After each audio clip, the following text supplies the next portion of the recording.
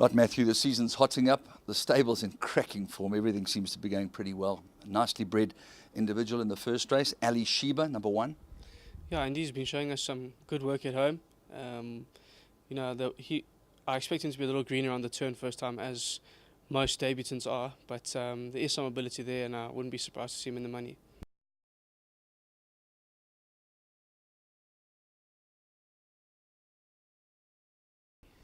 I don't know a hell of a lot about the pedigree of Shahtoosh, but I know that it's purple pedigree stuff, and if she is anything like her pedigree suggests, she looks like she could be a contender. Yeah, and she's been showing us some nice work at home. She's very fast.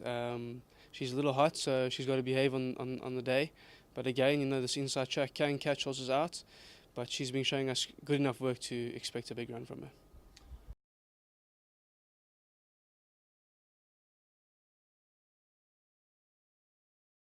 Lovely. You must be delighted with Alfox's last performance when you put the blinkers on. He was thrown in the deep end. He acquitted himself really well. And he has an extremely talented stable companion, as Matthew Stevens points out to me in Nafa's performance. I don't think it was his run at Scottsville. He acquitted himself really well at Greyville from a deep draw, but it was his run to Mustaqim that was really impressive. Yeah, we've got a strong hand here. Alfox really turned the corner since gelding and since the addition of cheek pieces. The last time he was on the inside track, he jumped badly, but that was before we put the cheek pieces on. And since then, he's been really pinging the gates. So a race like this could suit him. He's fit. He's very fit and he's very well. Nafa is probably the classier of the two. You're right in saying his Scottsville race wasn't him. We battled with the temperature with him after that for a while. His run at Greyville was a lot better, but he is a good horse, and I think 1,000 meters on the inside track will be up his alley because he can be a bit strong. So he'll be able to get some nice cover on the inside track, but he's not nearly as fit as Alfox, so to say which one is the better one of the day, I'm not sure, but Nafa is probably the classier. You wouldn't be gutted with the exacta. 100%, yeah.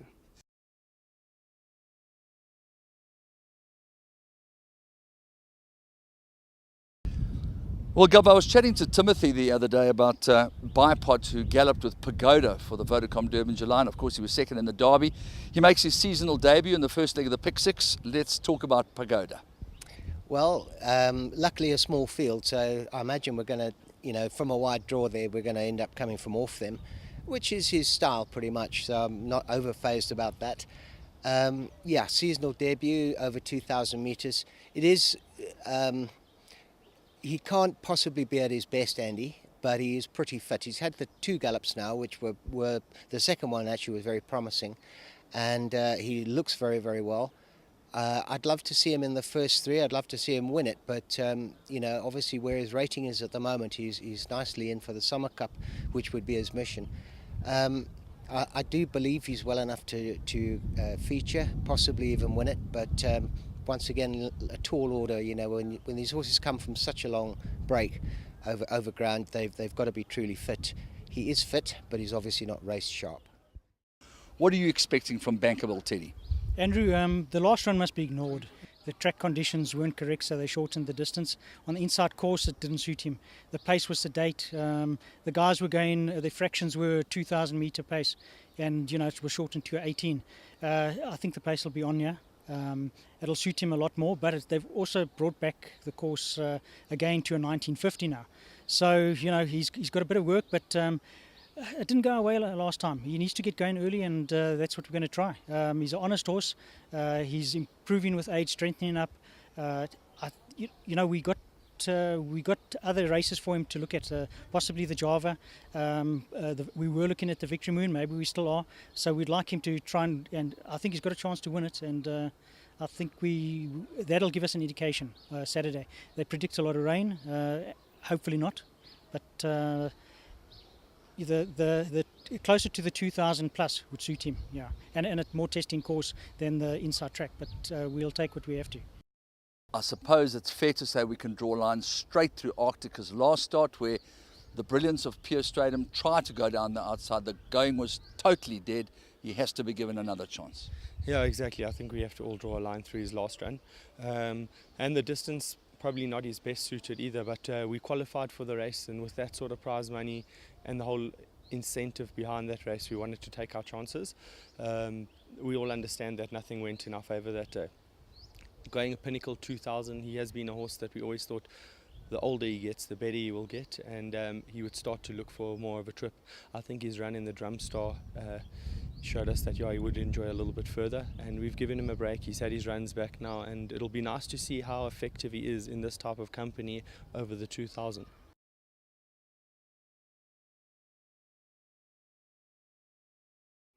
Okay, what can you tell us about the first leg of the jackpot, a horse called Hot Curry? Yeah, Hot Curry, we've been trying to get him to races, but he's just gone a little bit too low in the ratings as a 3-year-old that's looking to stay. So his work's been very good. He seems to be improving. Inside track's probably not the most ideal as he's a very big galloping horse and he's drawn 11. We'll just be hoping to see some positive, finish from him because we haven't had much chance to run him. Yeah, Bonsky. Nice little horse, I must say. He won last time. I didn't think he had any right to win. They weren't really coming from that far back on the day. Missed the break, found himself far behind and somehow made it up. I was really impressed with that run. Did find him a little bit tight in his back afterwards, which would explain quite a bit. We've done a bit of work on that with chiropractic and physio, so I'm hoping he jumps on terms this time. I think he's a runner again. He looks very well, and I must say, he's got a lovely coat on him now. He's muscled up well. He's looking like a progressive little stayer, so I think he should be concerned. Yeah, that's encouraging because I remember when he did win his first race, Tim was very negative about his coat and was quite surprised, but he really has franked that. Yeah, I was negative about his coat. I said, how can you send a horse to the races looking like that? But anyhow, he won. He looked better the next time, but not much better. Now he does look very well. So, yeah, I'm hopeful for him. All right, we've learnt now how to say Tappan Zee, and that horse takes its place in the colours of Adam Azzi in race 5. Yeah, he's doing really well. He's a horse that comes out of his runs well, and we've always said that he would be looking for further. He was supposed to run in a 2000 last weekend, and it got changed to an 1800, but it worked in our favour. He was running on strong at the end, and he managed to win. He came out of the run really well, and we would like to see, with his rating, if he'll be effective at this rating over this type of trip. If not, then we hope that the handicappers can readjust it, but if he is, then we can look for maybe brighter things to come for him. But we do know that he has been effective over more ground. Yeah, I think he will be effective over more ground.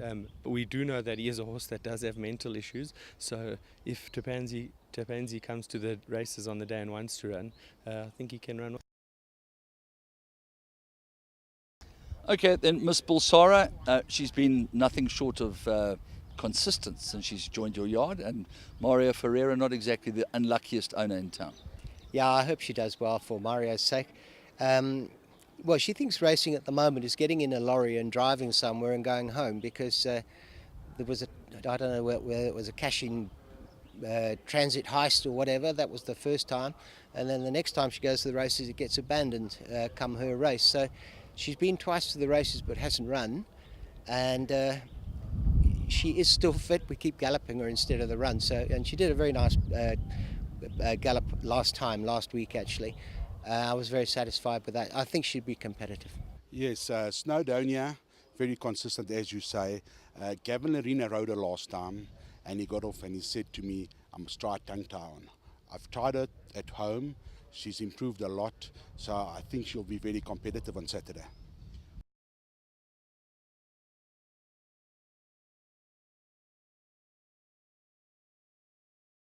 Okay, I think it's about time that Lady Luck shone on Shahtoosh in race 7. Yeah, she's got a good draw. It's always lucky. It's one less hurdle to overcome. I think Fort Ember of Paul Peters, you must respect. His stable's in such hot form at the moment. Anything he has in a race, you can't ignore it. You must pay attention to that because his stable's firing on all cylinders.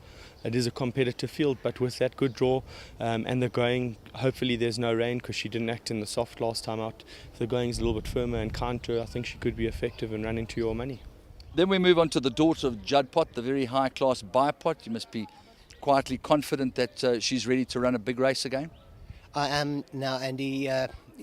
She ran what looked like a bit of a moderate race last time out, but Chase said she put her foot in a hole that must have been 6 inches deep. The going was atrocious, and she found a real hole. He said she was cruising up to the end, and she was sitting third or fourth. And then he said she just floundered and never really recovered. She ran sixth. It wasn't such a bad run. I was hoping for a little better. But this 1600 will suit her much better now. She's well drawn and she's very well weighted. So I do think she's a lively runner. Fort Ember obviously comes back after a spectacular win at Gravel, her seasonal debut since then. Yes, it's a seasonal debut. After the gold bracelet, we really gave her a nice holiday because she had a very tough campaign. She looks bright, she's thriving, but I think she should just need the run. So I'm not expecting her to win, but if she wins, it'll be a bonus, but she should be in the quartets. Main mission? Main mission will be ultimately the Summer Cup, but we'll go Victory Moon first.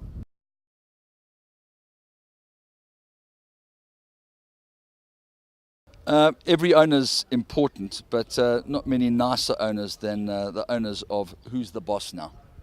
Yeah, the Moodleys. Well, I'm hoping he's going to decide once and for all between Nishan and Tony who is the boss now. But I like him. He's also come from a long layoff. He'll be fit enough, just fit enough. He's one that I'd say definite inclusion in the pick six, but he should definitely run a place for the place accumulator.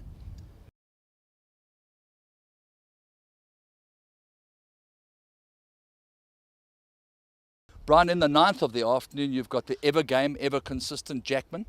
Yeah, he's well. He's drawn well. He's got pure straight on one. I'm expecting a very big race for him. I'm sure he will run well.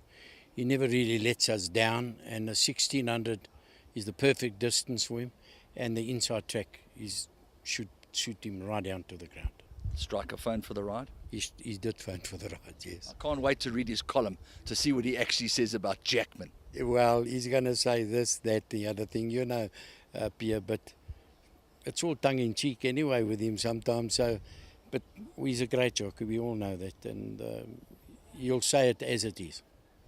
And then to wrap the day up, I battled to catch the source right, but what's the Azzy Yard thinking about the chances of Neuf de Pap? Yeah, you know, we were really unlucky last time out. Lal actually got off him and apologised. He said he made the wrong decision to go in. He should have stayed where he was, but you know, the horse has had tendencies to hang in before, so he opted to go. The horse ran straight on the day, but we're all human and we make errors, and you know, he's getting another chance on the horse, and he's starting to get on with him and know him better. And we're just hoping that the race can pan out in our way, because the horse is really well at the moment, and I think that he could be effective if the race turns out in his favour. Lovely. And then you double-fisted in the last of the afternoon with both Calabra and Detonation, and one of my mentors, Matthew Stevens, has always been a huge Detonation fan, and he expressed a measure of confidence that he will run well again. What does the Woodruff team say?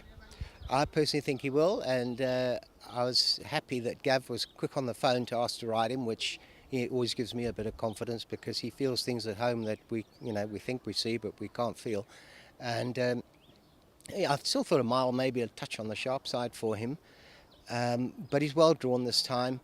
You know, he's battled with a high suspensory his whole life, so that's been his issue.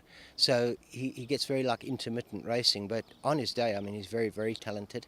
I think he's looking good at the moment. He's very sound, and yeah, he's a must inclusion.